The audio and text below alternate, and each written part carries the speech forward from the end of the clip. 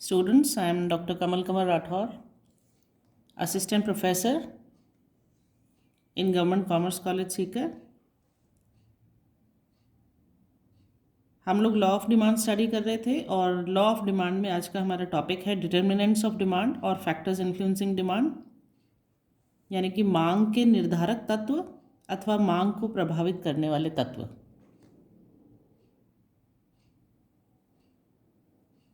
अब जैसे कि नाम से आपको पता लग रहा है डिटर्मिनेंट्स ऑफ डिमांड, यानी ऐसे कौन कौन से कारक तत्व हैं, निर्धारक तत्व है जो मांग को निर्धारित करते हैं।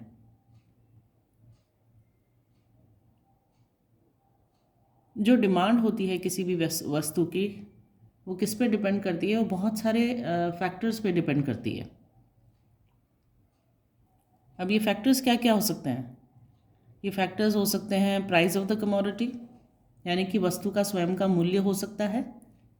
प्राइस ऑफ इट्स सब्स्टिट्यूट्स और कॉम्प्लीमेंट्स हो सकता है। पूरक वस्तुओं का मूल्य हो सकता है। इनकम ऑफ द परचेजर हो सकता है, क्रेता की आय। और नेचर ऑफ द कमोडिटी हो सकता है, यानी कि वस्तु का स्वयं का स्वभाव हो सकता है। तो हम इसको इस प्रकार कह सकते हैं, demand for a commodity depends upon many factors like the price of the commodity itself, price of its substitutes और complements, income of the purchaser and the nature of the commodity. एक वस्तु की मांग अनेक तत्वों से प्रभावित होती है, जैसे वस्तु का स्वयं का मूल्य, पूरक वस्तुओं का मूल्य, क्रेता की आय तथा वस्तु का स्वयं का स्वभाव।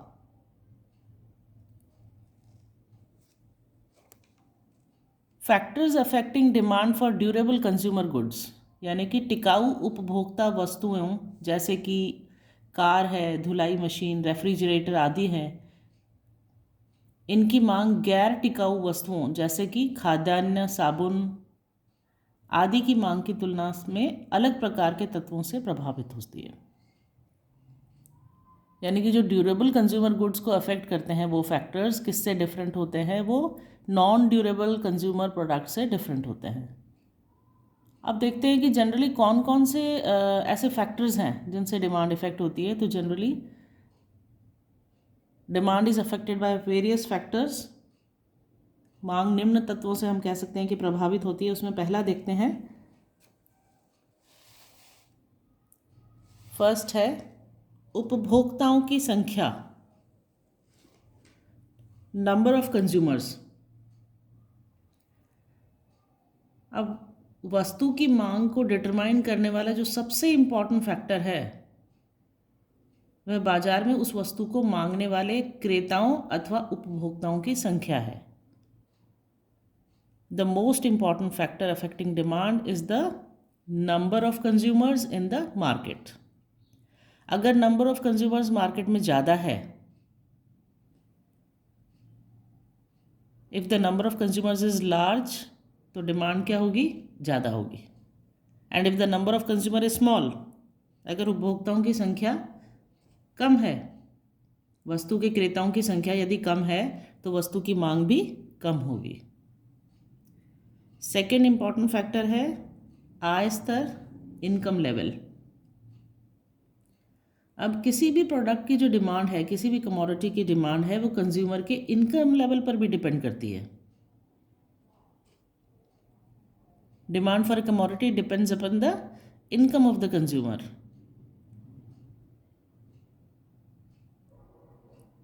वस्तु की कीमतें स्थिर रहने पर, यानी कि जब प्राइसेस स्थिर होती है, उपभोक्ताओं की आय बढ़ने पर, अगर प्राइस, वस्तु की जो कीमत है, प्राइस है, वो स्थिर रहती है, उपभोक्ता की आय बढ़ने पर सामान्य वस्तुओं की मांग बढ़ जाती है।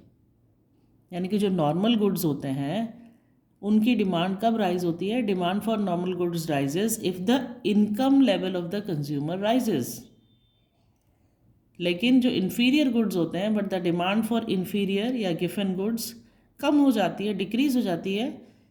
क्यों? क्योंकि जब इनकम बढ़ती है तो कंज्यूमर क्या करता है कि सुपीरियर क्वालिटी के प्रोडक्ट्स जो होते हैं उन कमोडिटीज़ को परचेज करने लग जाता है। और अगर इनकम कंज्यूमर की डिक्रीज होती है, कम होती है, if the income of the consumer decreases, तो जो नॉर्मल गुड्स हैं सामान्य वस्तुएं हैं उनकी डिमांड गिर जाती है, कम हो जाती है, लेकिन जो इन्फीरियर गुड्स हैं जिसे निष्कृष्ट वस्तुएं कहते हैं उनकी डिमांड बढ़ जाती है। थर्ड इंपॉर्टेंट पॉइंट है स्थानापन्न एवं पूरक वस्तुओं की उपलब्धि एवं उनके मूल्य, availability of substitutes and compliments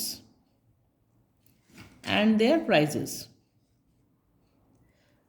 क्या होता है कि अगर किसी प्रोडक्ट का सब्स्टिट्यूट अवेलेबल है तो डिमांड लेस होती है। जब किसी वस्तु के स्थानापन्न उपलब्ध होते हैं तो वस्तु की मांग कम होती है। इसी तरह स्थानापन्न मतलब सब्स्टिट्यूट गुड्स, इसी तरह स्थानापन्न वस्तुओं के मूल्य में वृद्धि होने पर, यानी कि सब्स्टिट्यूट गुड्स की जब प्राइस बढ़ती है तो मांग बढ़ती है और मूल्य घटने पर मांग घटती है। इसको हम इस तरह समझ सकते हैं, when the substitute for a commodity are available, जब सब्स्टिट्यूट्स अवेलेबल है तो डिमांड लेस है। सिमिलरली डिमांड बढ़ जाती है, डिमांड राइजेस, कब? With the rise in the price of substitutes. Substitutes की जब प्राइस बढ़ती है तो डिमांड भी बढ़ जाती है। एंड कब कम होती है? It falls with the fall in the price, price कम होने के साथ वो गिर जाती है। इसमें एक एग्जाम्पल ले सकते हैं हम चाय और कॉफ़ी का।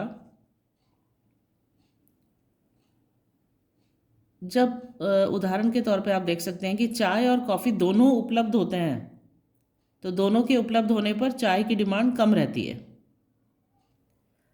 कॉफ़ी का प्राइस अगर कम है, कॉफ़ी का मूल्य कम होने पर चाय की डिमांड कम हो जाती है, घटती है।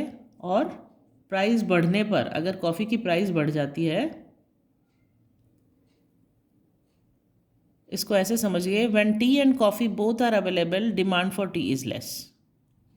If the price of coffee falls, demand for tea also falls and it rises with increase in price of coffee.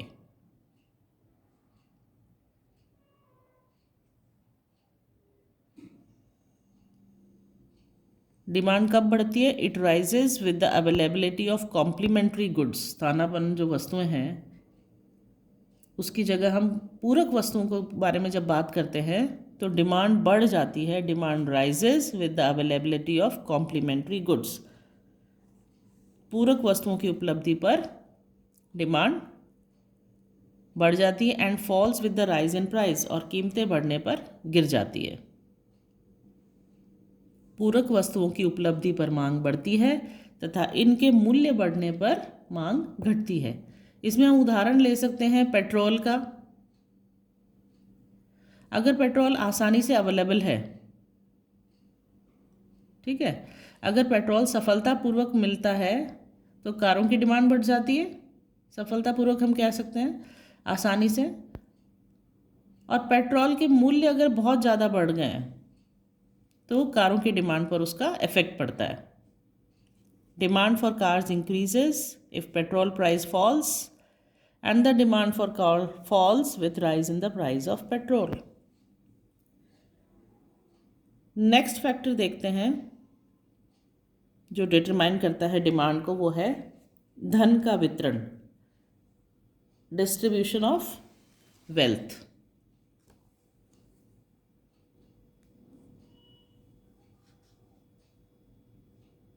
देखिए, जो देश में धन का वितरण होता है, डिस्ट्रीब्यूशन ऑफ वेल्थ होता है, वो भी डिमांड को बहुत इफेक्ट करता है। अगर धन का अत्यधिक असमान वितरण होता है तो क्या होता है कि एक तरफ जो रिच पर्सन्स होते हैं, धनी व्यक्ति होते हैं, वो विलासिता की वस्तुओं की मांग करते हैं। विलासिता मतलब लग्जरियस गुड्स, रिच पीपल ज़्यादा डिमांड करते हैं। लेकिन जो दूसरी तरफ समाज का बहुत बड़ा ऐसा भाग होता है जो केवल जीवन की अत्यधिक अनिवार्य वस्तुओं की ही मांग करता है। मेजॉरिटी ऑफ पीपल जो होते हैं वो क्या डिमांड करते हैं? Necessities of life only.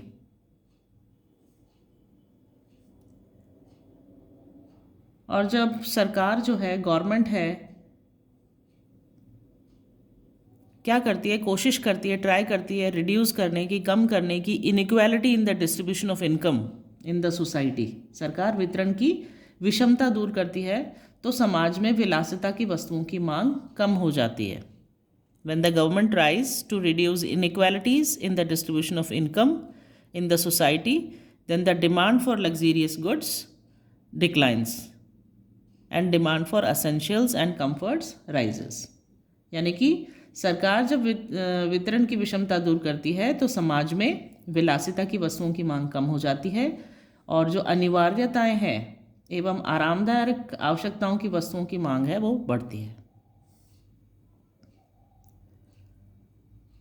Next point है उपभोक्ताओं की रुचि, पसंद एवं fashion, consumers tests, preferences and fashion.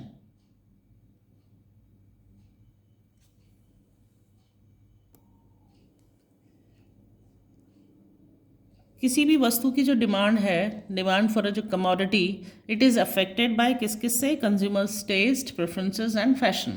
यानी कि एक वस्तु की मांग उपभोक्ता की रुचि, उसकी पसंद और फैशन से भी प्रभावित होती है. कोई भी वस्तु जो उपभोक्ता की रुचि, पसंद एवं फैशन के अनुकूल होती है, अगर उसके अनुकूल होती है तो उसकी डिमांड क्या होती है, ज़्यादा होती है, यानी कि अधिक होती है उसकी मांग तथा बढ़ती जाती है. और अगर कोई वस्तु है फैशन से निकल जाती है यानी आउट ऑफ फैशन हो जाती है तो उसका मूल्य क्या होता है, कम होने पर भी वस्तु की मांग बढ़ती नहीं है. प्राइस तो उसका कम हो जाता है जब वो आउट ऑफ फैशन है, तो भी उसकी डिमांड बढ़ती नहीं है बल्कि घटती जाती है. इसी तरह जिन प्रोडक्ट्स के प्रति उपभोक्ताओं को अरुचि पैदा हो जाती है वो भी बाजार में कम डिमांड की जाती है. इसको हम ऐसे कह सकते हैं, demand for goods suitable to consumers taste, preferences and fashion is more and will rise constantly. Similarly demand for goods disliked by the consumer will be less. Next important point है फैक्टर्स में, भविष्य में मूल्य परिवर्तन की संभावनाएं, possibilities of price changes in near future.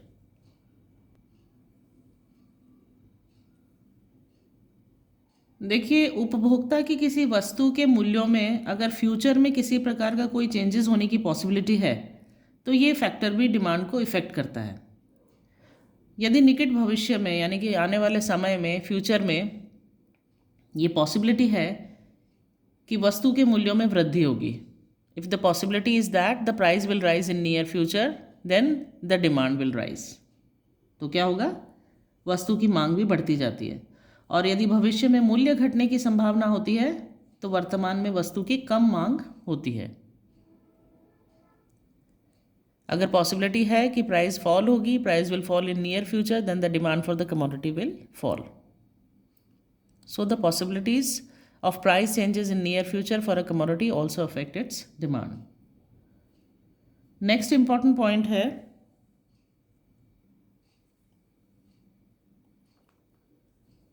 जलवायु तथा मौसम, क्लाइमेट एंड सीजन्स. देखिए क्या होता है, different commodities are demanded in different seasons. विभिन्न जो वस्तुएं होती है उनकी मांग भिन्न भिन्न मौसम में की जाती है. उदाहरण के तौर पर हम कह सकते हैं, गर्मी के मौसम में क्या होता है, लाइट के फैंस की डिमांड होती है, एसी, कूलर, या बर्फ़ की डिमांड कह सकते हैं हम, शरबत की डिमांड होती है. जबकि विंटर्स में क्या होता है, सर्दियों में इन वस्तुओं की मांग बहुत कम हो जाती है. इसी प्रकार गर्म कपड़े, चाय, कॉफ़ी आदि की डिमांड सर्दियों में ज़्यादा होती है जबकि गर्मी में इनकी मांग कम होती है. So different commodities are demanded in different seasons.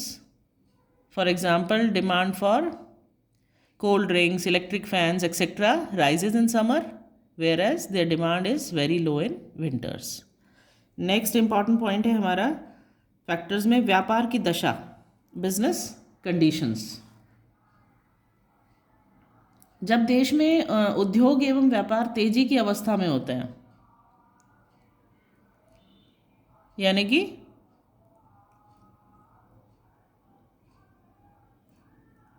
अधिकांश वस्तुओं की मांग ऐसे समय में बढ़ती जाती है.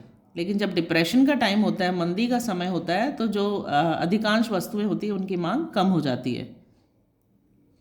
तेजी के समय उपभोक्ता अधिक ऊंचे मूल्यों से बचने के लिए बढ़ते हुए मूल्यों पर भी अधिक क्रय करता है, जबकि मंदी के समय मूल्यों में और अधिक कमी की आशा में कम क्रय करता है। Consumers purchase more even at rising prices to save them, किससे? To save them off at higher prices in boom periods, whereas they purchase less expecting further fall in prices in depression.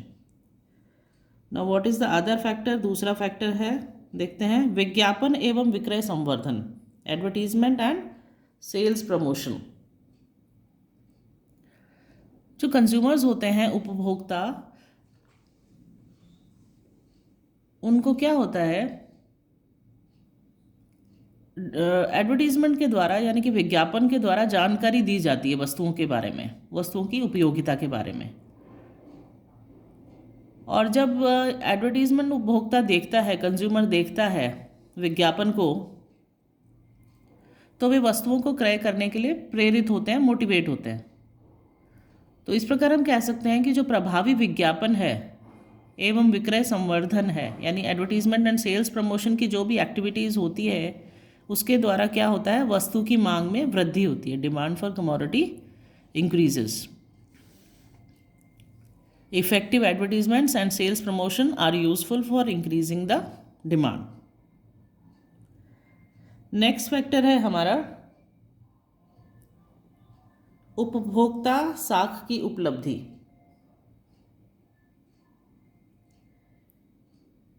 Availability of consumer credit. उपभोक्ता जो है, consumer की साख की मात्रा में वृद्धि होने पर उपभोक्ता वस्तुओं की मांग बढ़ती है तथा साख की मात्रा कम होने पर वस्तुओं की मांग घटती है। सस्ती उपभोक्ता साख की उपलब्धि से वस्तुओं की मांग में वृद्धि होती है। इसको हम कह सकते हैं demand for consumer goods rises with increase in consumers credit facilities, and demand for goods decreases with a fall in consumers credit. Next important point है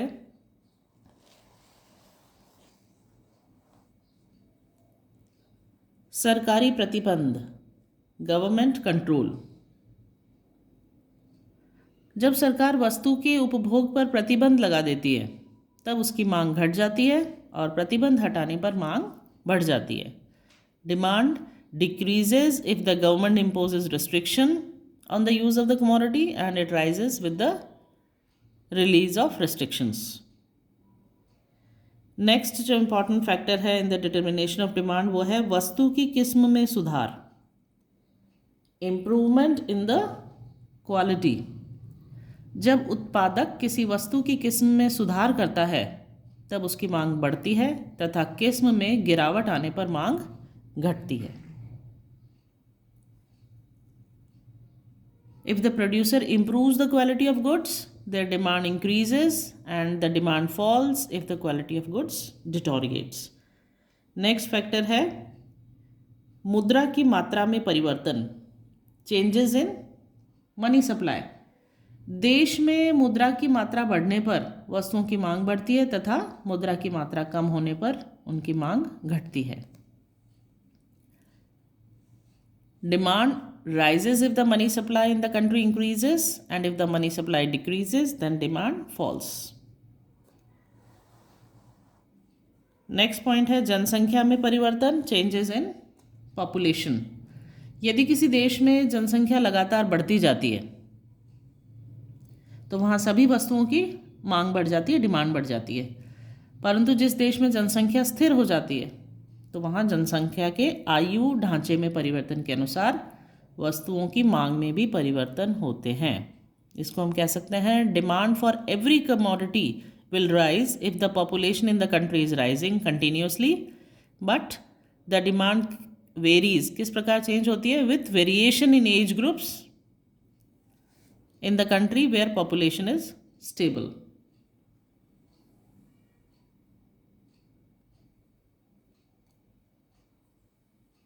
तो ये थे various determinants of demand or the factors influencing demand. मांग के निर्धारक तत्व अथवा मांग को प्रभावित करने वाले तत्व। ये बहुत इंपॉर्टेंट टॉपिक है लॉ ऑफ डिमांड में।